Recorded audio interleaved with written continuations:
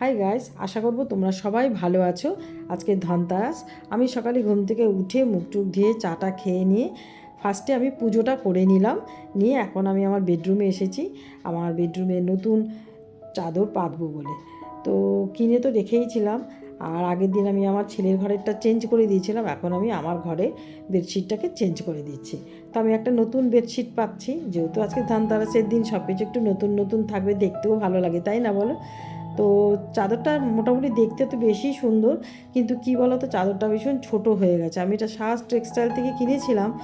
তা দেখো কি অবস্থা, মানে চওড়ায় ছোট, লম্বায় মোটামুটি। তো যাই হোক, এখন আমি একটু ওয়েট করছি, আমার একটা জিনিস ডেলিভারি দেওয়ার আছে, তাই জন্য আমি তাড়াতাড়ি করে কাজগুলো শেষ করছি আর কি।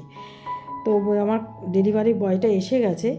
তো দেখো এটা তুলছে আস্তে আস্তে, ভীষণই কষ্ট, তিনতলায় নিয়ে যাবে।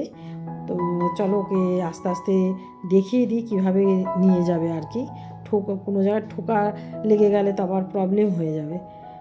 তো দেখো ও রেখে দিয়ে চলে গেছে। তা এখানে আমি রেখেছি কিছু কাচের বাসন টাসন, আমার এদিক ওদিক ছড়িয়ে ছিটিয়ে আছে, তো সেগুলি আমি এখানে সুন্দর করে গুছিয়ে রাখবো আর কি।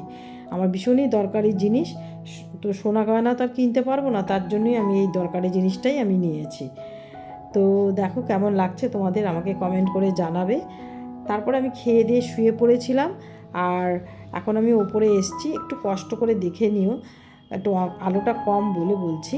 তো দেখো বক্সটা, এর উপরে আমি গাছ রেখেছি, দু সাইড আমার গাছ আছে, আর ডান দিকেও আমার গাছ আছে। আমার রান্নাঘরে একটা র্যাক ছিল, তো সেটা র্যাকটা নিয়ে আমি এখানে ওয়ালে হ্যাঙ্গিং করে ওর উপরে গাছ রেখেছি। আর পাশে রয়েছে আমার ওয়াশিং মেশিনটা, আর ওয়ালে আমি কিছু ফটো লাগাবো, তাতে দেখতে আরও একটু বেশি ভালো লাগবে।